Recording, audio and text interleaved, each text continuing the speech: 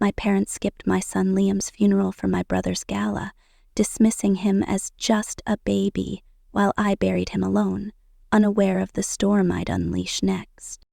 Rain lashed against the stained glass windows of Evergreen Cemetery's chapel, a relentless drumbeat that matched the pounding in my chest.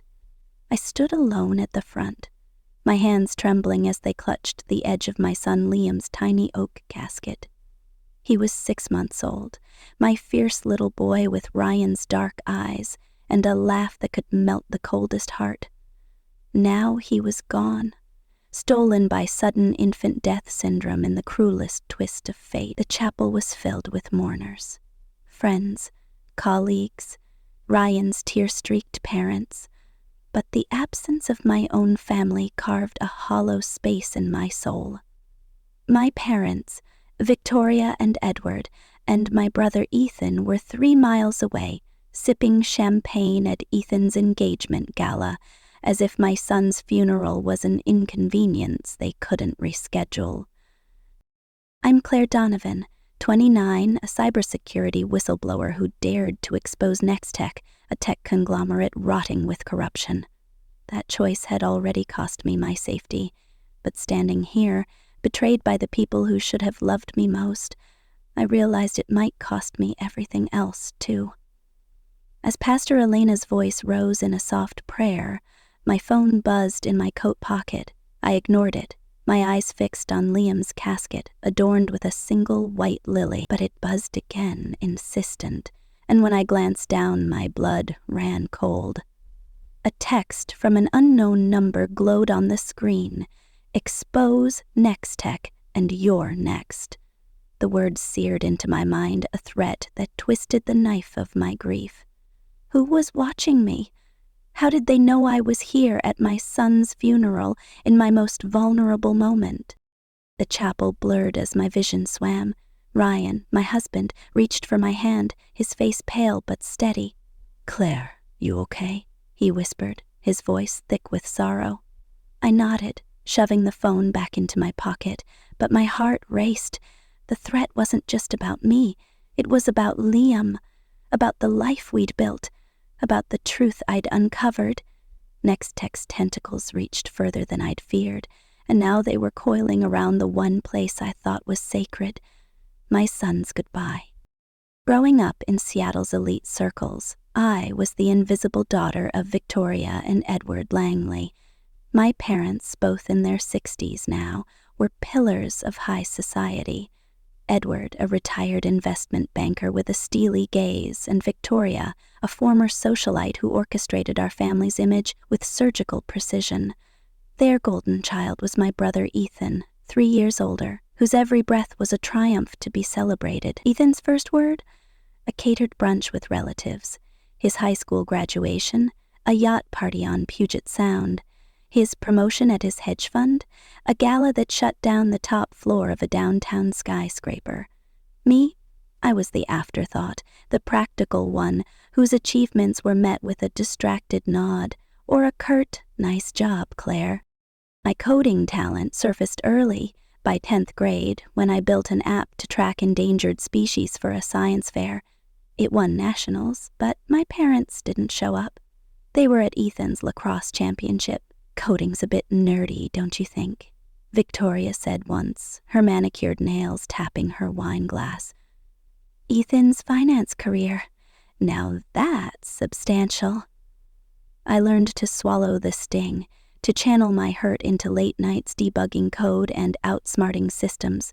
By the time I got to MIT, I'd embraced my outsider status, diving into cybersecurity with a hunger to prove myself. Not to them, but to me. That's where I met Ryan Callahan, a structural engineer with a Boston accent and a family so warm it felt like stepping into a sitcom. His parents, Maureen and Tom, treated me like their own from the start, asking about my day, remembering my birthday, cheering at my hackathon wins. It was alien, this unconditional love, and it took years to trust it. Ryan and I fell hard, married at 26, and settled in a modest craftsman home in Portland, Oregon, far enough from my parents' Seattle mansion to breathe. The distance was deliberate, though I never said it out loud. When I told my parents I was pregnant, Maureen and Tom threw a baby shower bursting with laughter and handmade quilts. Victoria and Edward showed up late, networking with guests about Ethan's latest hedge fund deal. "Oh, a baby," Victoria said, her smile tight. "Did Ethan tell you he's closing on a penthouse?" They didn't ask about nursery colors or due dates. They didn't care. Liam arrived on a rainy November night, his tiny fists flailing as if ready to fight the world. He had Ryan's dark eyes and my stubborn spirit, and holding him, I felt a love so fierce it scared me. Maureen and Tom visited weekly, snapping photos of Liam's first smile, his first coo, filling a memory book with moments I'd treasure forever. My parents came once, 2 weeks after his birth, distracted by Ethan's gala planning. Victoria held Liam for 30 seconds before passing him back, citing a charity event. Edward barely looked at him, scrolling through emails on his phone. I sent them weekly updates, videos of Liam's first laugh, photos of him crawling, but Victoria's replies were emojis at best. Edward never responded. When Ethan announced his engagement to Olivia, a socialite with a dazzling smile and a next-tech job I didn't yet know about, my parents threw themselves into planning a gala at their estate. It was set for the same day as Liam's baptism, a ceremony they'd promised to attend. "The gala's a once-in-a-lifetime event, Claire," Victoria said when I reminded her. "A baptism's just a formality." I bit my tongue, the familiar ache of being second best flaring up. A week before Liam died, he had a mild fever. His pediatrician, Dr. Patel, assured me it was a routine virus. "He'll be fine, Claire," she said, her voice calm. Liam bounced back, giggling at his stuffed bear, his cheeks rosy again. I had no idea those were our last days together. That Monday night was stormy, the kind of Pacific Northwest deluge that rattles windows and drowns out the world. Ryan and I tucked Liam into his crib after his bottle, his eyelids fluttering as he clutched his bear. The monitor glowed green, a steady hum that lulled us into security. We ate takeout, watched half an episode of a sci-fi show, and crashed by 11. I woke at 5, my internal clock ticking for Liam's usual feeding, but the monitor was silent. I padded to his nursery, the room we'd painted sage green with a mural of stars Ryan had stenciled by hand. Liam lay still in his crib, surrounded by stuffed animals from Maureen and Tom. "Liam?" I whispered, touching his cheek. It was cold. My scream tore through the house, waking Ryan, who stumbled in, his face crumpling as he saw our son. He pushed me aside, starting CPR on Liam's tiny chest, his hands shaking but precise. I fumbled for my phone, dialing 901 to dispatcher's voice a distant hum as I begged for help. The paramedics arrived in a blur of lights and sirens, their boots tracking mud across our hardwood floors. That's when my phone lit up, hacked, the screen flashing, "Exposed next tech, and you're next." I froze, the words burning into my retinas as the paramedics worked on Liam. Ryan's voice cracked, shouting at them to save our son, but their faces were grim. They loaded Liam into the ambulance and we followed, the rain smearing the world into streaks of gray. At the hospital, a doctor with kind eyes delivered the blow. "I'm so sorry. Your son passed from what appears to be sudden infant death syndrome." Ryan collapsed against the wall, sobbing. I stood frozen, the thread on my phone looping in my mind. We'd done everything right. Back sleeping, no blankets, perfect room temperature. Yet Liam was gone, and someone was using his death to silence me. We held Liam one last time, his weight so light it broke me, his dark curls, his tiny hands. I memorized every detail, knowing I'd never hold him again. The chaplain prayed softly, A grief counselor offered words that didn't land. Ryan's parents arrived, their faces shattered, wrapping us in hugs that smelled of coffee and home. I called Victoria, my voice raw. "Mom, Liam died. SIDS. We're at the hospital." A pause, then her flat reply. "That's awful, Claire. Let us know about the funeral." No tears, no promise to come, just a void where a mother's love should have been.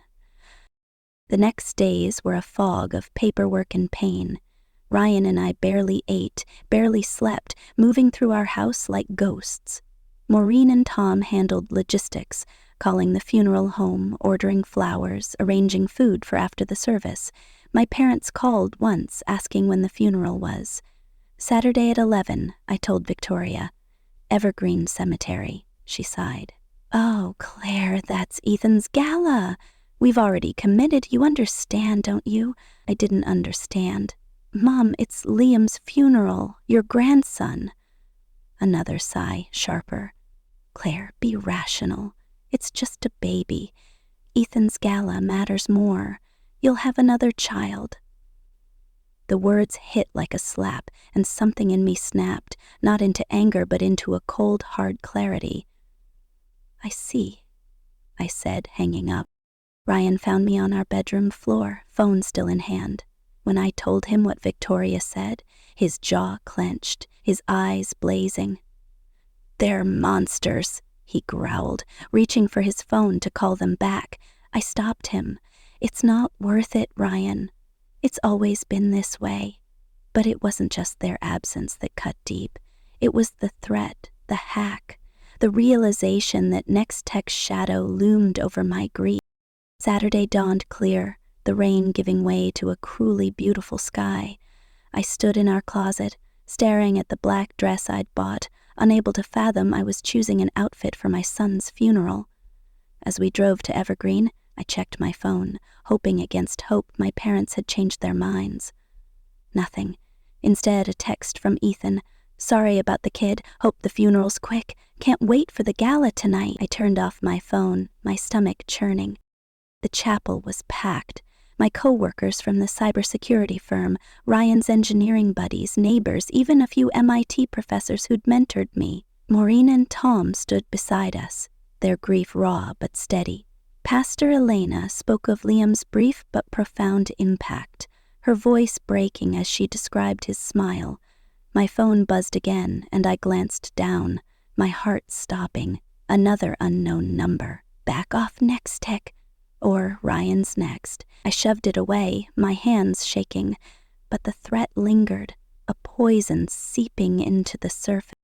Liam's casket was impossibly small, carved with tiny stars to match his nursery.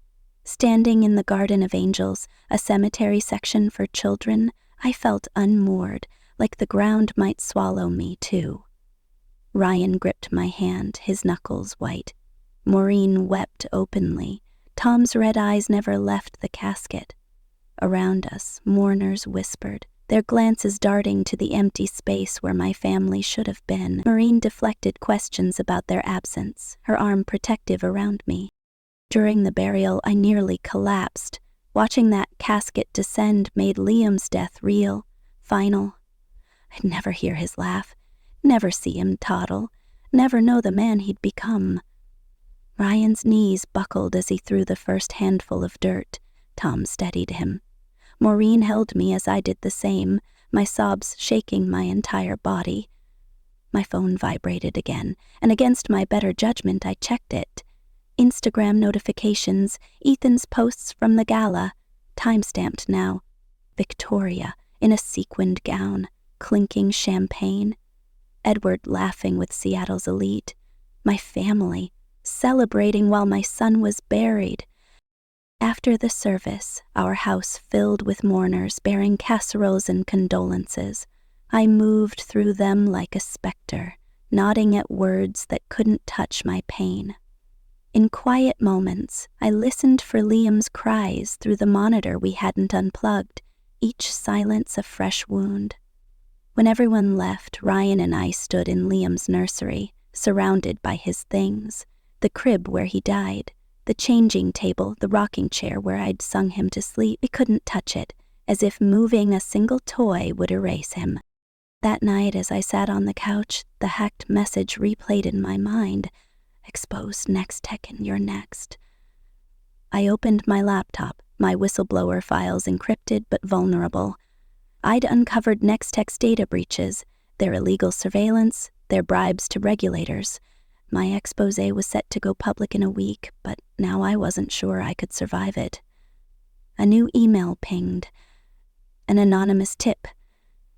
Nextech's CEO, Marcus Hale, dines with your parent. Check their investments. My breath caught. Were my parents tied to Nextech? Had they sold me out?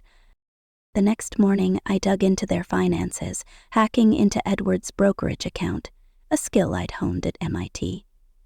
There it was, a 7-figure investment in Nextech, dated a month before my expose leaked to my team. My parents weren't just absent. They might be complicit. The betrayal deepened, a chasm I couldn't cross. Ryan found me staring at the screen, my face ashen. "Claire, what's wrong?" I showed him the numbers, my voice hollow. "They're in bed with Nextech. They might have told Hale I'm coming for him." Ryan's eyes darkened. "We need to get you somewhere safe." But where was safe when my own family was against me, when my son was gone and the world was closing in? I thought of Liam's gummy smile, his tiny hand gripping my finger. I'd failed to protect him, but I wouldn't fail to honor him. My parents would face what they'd done, not just to me, but to my son. And Nextech? They'd learn I wasn't so easily silenced. As I closed my laptop, a noise outside made me jump, a screech of tires, then silence. I peered through the blinds, my heart pounding. A black SUV idled across the street, its tinted windows hiding whoever was inside. My phone buzzed with another text. "You were warned." The SUV's engine revved and it sped off into the night, leaving me with a certainty that chilled me to my core. My fight for justice had just begun, and I was already running out of time. The rain had stopped, but the air in Portland hung heavy with damp and dread as I sat in my living room, staring at the black screen of my laptop. It was 3 days after Liam's funeral, and the silence in our house was deafening, a void where my son's laughter should have been. Ryan slept fitfully upstairs, his grief carving hollows under his eyes, but I couldn't rest. Not when my phone still burned with that hacked message, "Exposed Nextech and you're next." Not when I'd uncovered my parents' 7-figure investment in the very company I was set to destroy. Not when the black SUV's taillights still haunted my dreams, a predator circling closer. I'm Claire Donovan, 29, a cybersecurity whistleblower who thought exposing Nextech's corruption, data breaches, illegal surveillance bribes would be my hardest fight. But standing alone at my son Liam's funeral, betrayed by my family for my brother Ethan's gala, I realized the real battle was personal. My parents, Victoria and Edward, and Ethan had chosen champagne toasts over my son's tiny oak casket. Now, with threats escalating and secrets unraveling, I was caught in a web of corporate vengeance and family deceit, and I wasn't sure I'd make it out alive. My phone buzzed, shattering the quiet. An email from an encrypted address. "Check your mailbox. Proof Hale's watching you." Marcus Hale, Nextech CEO, was a name I'd come to fear, a ruthless tech titan with ties to my parents' elite Seattle circle. Heart pounding, I grabbed my coat and slipped outside, the night air biting my skin. Our mailbox stood at the curb, its metal lid glinting under the streetlight. Inside was a plain manila envelope. No address, no stamp. My fingers trembled as I tore it open, revealing a single photo. Me at Liam's funeral, standing by his casket, unaware of the camera, scrawled on the back in red ink. "You can't hide." I stumbled back, scanning the street. The black SUV was gone, but the shadows felt alive, watching. Back inside, I locked the door, my breath ragged. The photo was proof. Nextech wasn't just threatening me, they were stalking me, invading even my grief. But why send it? To scare me into silence? Or to show they could reach me anywhere?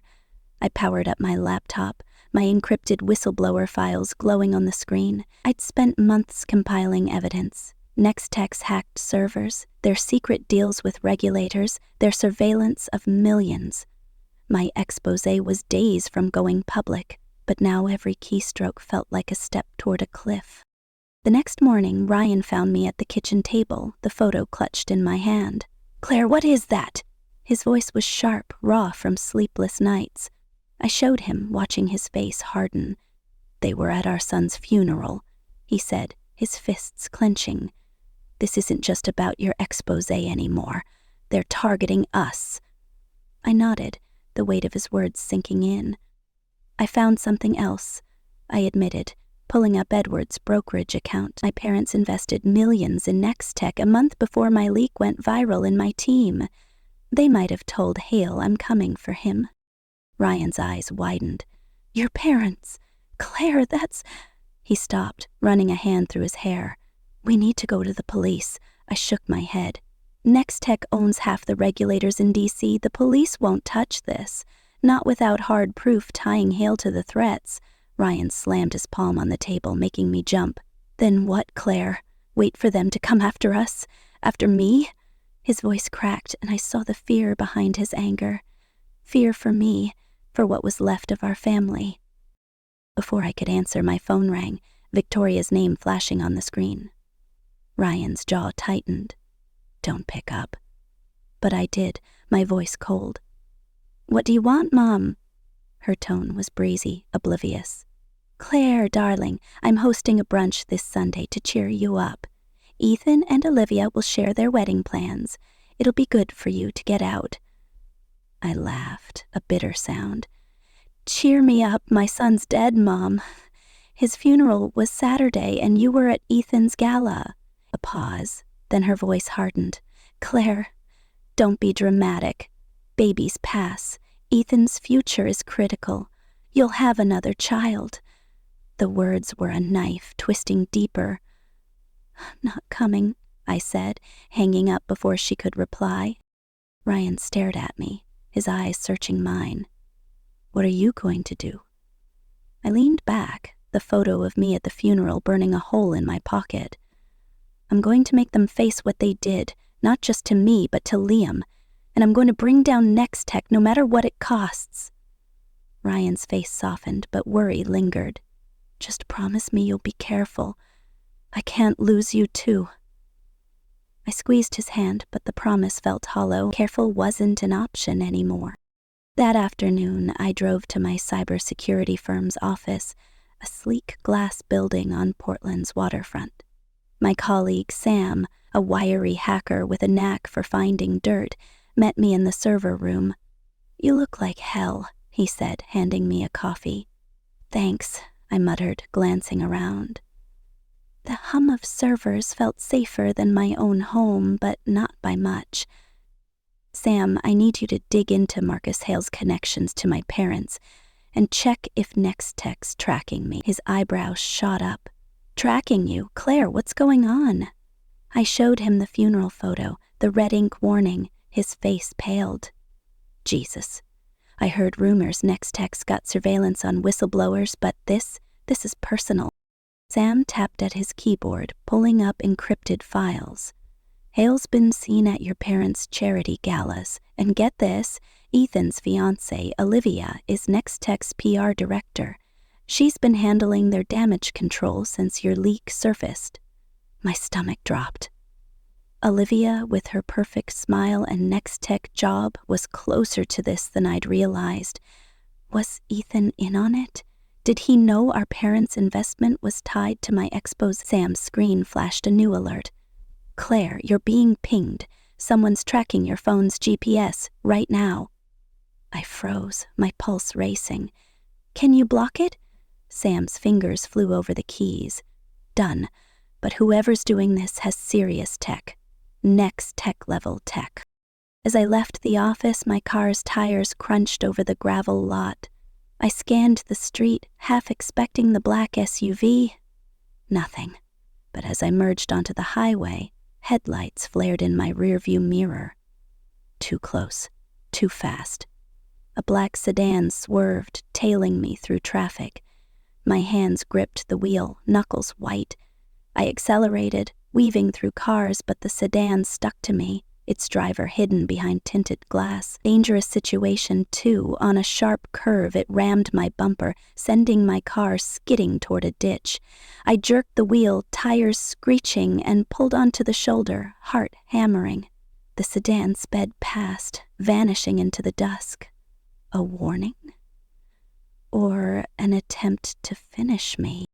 That night, our house felt like a cage. Ryan bolted the doors, his face grim. "Claire, you can't keep doing this alone. We need help." I nodded, but my mind was elsewhere, on the break-in that had almost cost me my laptop. Dangerous situation 3. The night of Liam's funeral, I'd woken to glass shattering downstairs.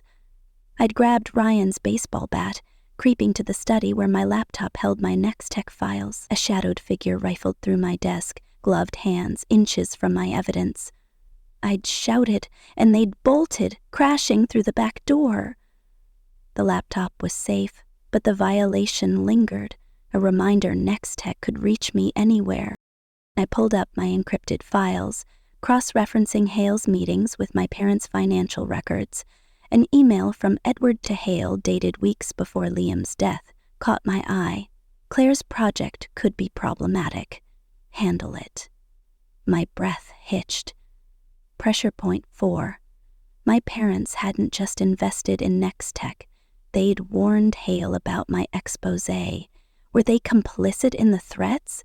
In Liam's funeral being targeted? The betrayal cut deeper than their absence at the cemetery, a wound that bled suspicion. Sunday loomed, Victoria's brunch, an invitation I couldn't ignore. Not because I wanted reconciliation, but because I needed answers. Ryan was against it. "They don't deserve you, Claire. And it's not safe." But I saw Olivia's Next-Tech role, my parents' investment, Ethan's Gala as pieces of a puzzle. "I have to know how deep this goes," I told him. He sighed, pulling me close. "Then I'm coming with you." The drive to Seattle was tense, the Space Needle looming as we neared my parents' mansion. Their estate sprawled across a gated hill, all glass and marble, a monument to their wealth. Victoria greeted us at the door, her pearls gleaming, her smile practiced. "Claire, Ryan, so glad you came." Edward nodded from his study, barely glancing up from his whiskey. Ethan and Olivia lounged in the sunroom, wedding magazines strewn across a glass table. Olivia's eyes flicked to me, sharp and assessing, her Next-Tech PR instincts on high alert. The brunch was a farce. Linen napkins, champagne mimosas, and no mention of Liam. Victoria gushed about Ethan's venue, a vineyard in Napa. Edward toasted Olivia's brilliant PR work. I sat rigid, my fork untouched, Ryan's hand steady on my knee. Finally, I couldn't take it. "Did Liam's funeral clash with your gala plans?" I asked, my voice cutting through Ethan's vineyard spiel. The room stilled. Victoria's smile froze. "Claire, let's not ruin brunch with unpleasantness." I leaned forward, my voice shaking. "Unpleasantness? My son's dead. You skipped his funeral for a party." Edward sighed, setting down his glass. "Grief's no excuse for drama, Claire. Ethan's future is critical." Ryan's jaw clenched, but I pressed on. "You lied to Aunt Helen, said you missed it because of your heart condition, Dad, but you were toasting with Hale at Ethan's gala." Olivia's fork clattered, her face paling. Ethan rolled his eyes.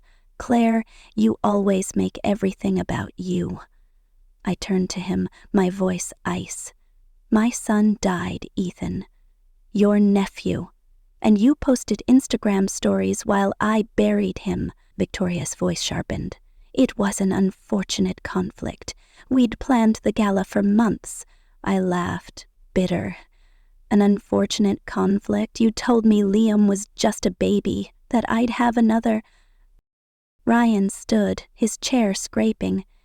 You're unbelievable, all of you. Victoria looked affronted. We're sorry you're hurt, Claire. I shook my head. That's not an apology. That's blaming me for feeling pain you caused. Olivia spoke for the first time, her voice smooth. Claire, maybe some space would help. Grief can cloud judgment.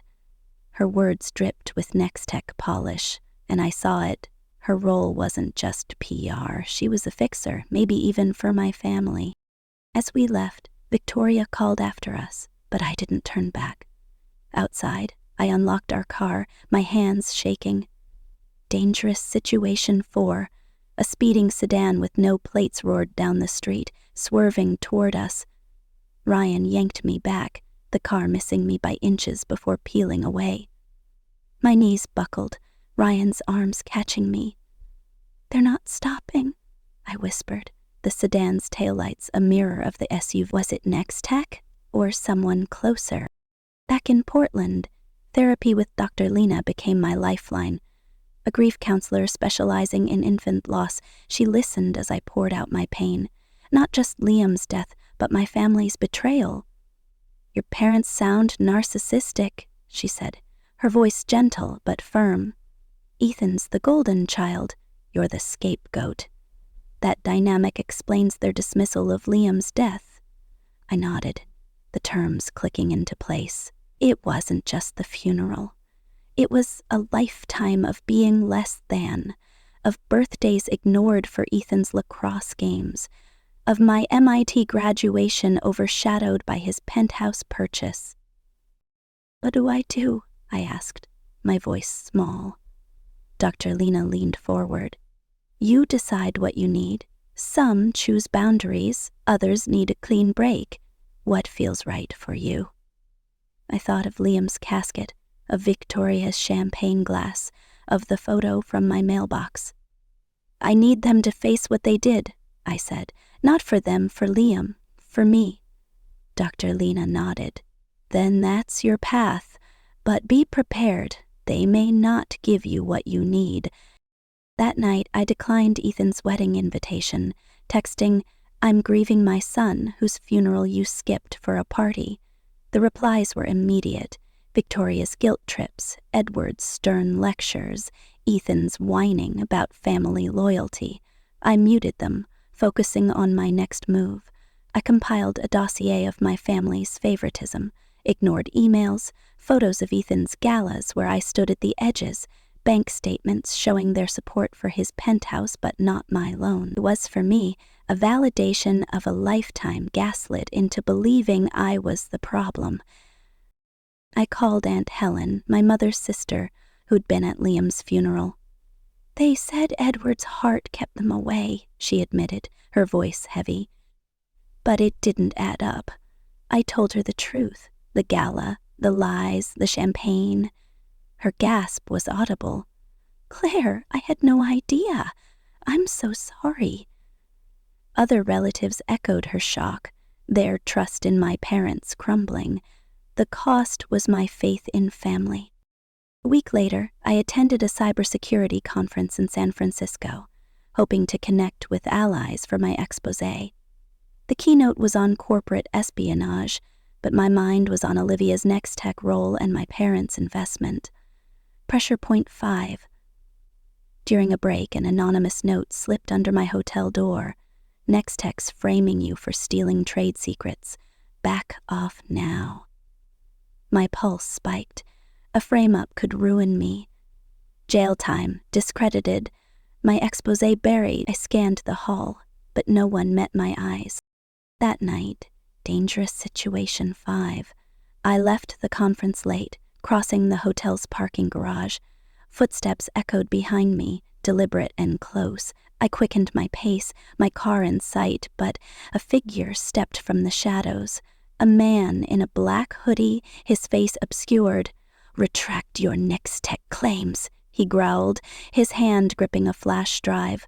or this leaks. Proof you hacked their servers illegally. I backed away, my keys a makeshift weapon. Who sent you? Hale? Olivia?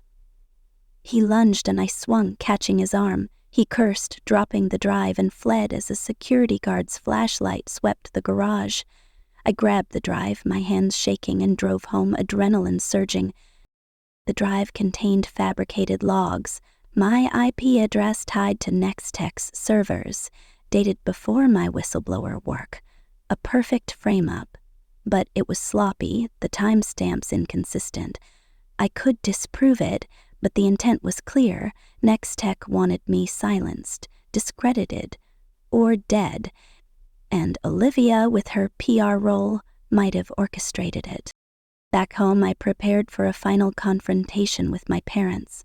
I texted them, "Meet me Sunday, 2 p.m., your house, just us. We need to talk about Liam." Victoria's reply was saccharine. "So glad you're ready to move on, dear. I'll make scones." Her assumption I'd forgive without accountability hardened my resolve. I spent days crafting a letter, a timeline of their neglect, and a photo of Liam, his smile a reminder of what they'd dismissed. Ryan proofread it, his eyes red. "You're sure about this?" I nodded. "It's for Liam. They can't rewrite his story." Sunday morning, I dressed in Liam's favorite navy sweater, his birthstone necklace a talisman. The drive to Seattle was a blur, my rehearsed words looping. Their mansion gleamed, its perfection a lie. Victoria answered, her silk scarf immaculate. "Claire, come in. Scones are fresh." Edward sat in his armchair, whiskey in hand, his nod dismissive. I declined the scones, my voice steady. "We're talking about Liam's funeral. Why weren't you there?" Victoria's smile tightened. "Claire, we had Ethan's gala. You know that." I set Liam's photo on the table, his eyes piercing.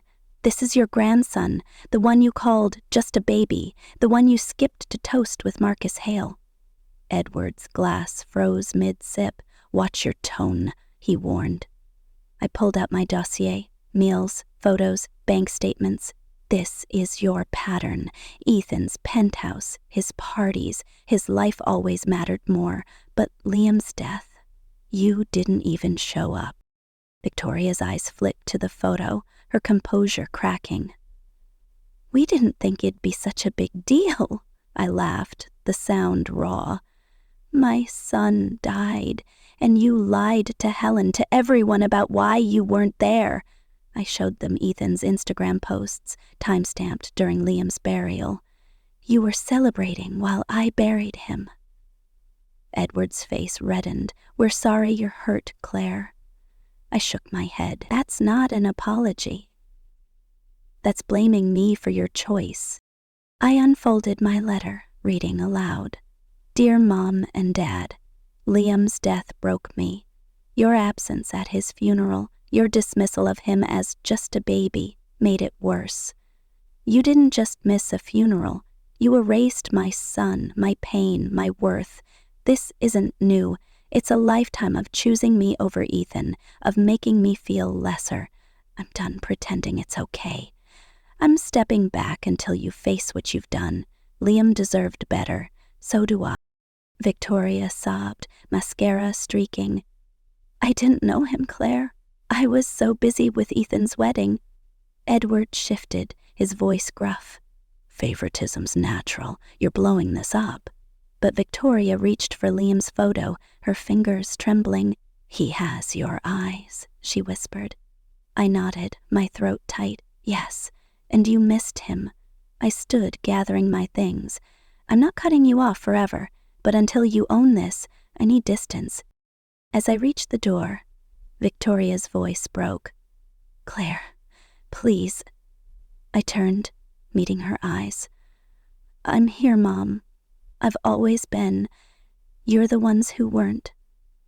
I walked out, the air crisp, my heart pounding but free. I'd spoken for Liam, for myself, a truth they couldn't dodge. In the car, my phone exploded. Ethan's angry texts, accusing me of wrecking our parents. But Helen's message stood out. I'm horrified, Claire. They chose a party over Liam's funeral. I'm here. Other relatives messaged, the truth spreading, their trust in Victoria and Edward fracturing. Ryan met me at home, his arms a haven. You did it, he said, his voice thick. I nodded, tears falling. For Liam. That night, I opened my laptop, the flash drive's fake logs staring back. Curiosity Hook 4. I ran a trace, finding the drive's code tied to Olivia's Nextex server. Was she framing me to protect her job, her wedding, my parents' secrets? Curiosity Hook 3. Or was she a pawn in Hale's game, hiding something bigger? Curiosity Hook 2. Ethan's silence nagged. Did he know about the investment, the threats? Curiosity Hook 1. And who was behind the sedan, the SUV, the funeral photo? Curiosity Hook 5. My expose was days away, but with Nextech's frame-up looming, could I bring them down before they destroyed me? As I saved my files, a new email pinged, an encrypted message from Sam. Found Hale's burner phone records. He's meeting your father tomorrow. And Claire, there's a file on his server labeled Donovan. It's locked, but it's about you. My breath caught, hope and fear colliding. The truth was close, but so was the news. For Liam, for Ryan, for justice, I'd keep fighting. The world might be a battlefield, but I was Claire Donovan, and I wasn't done yet.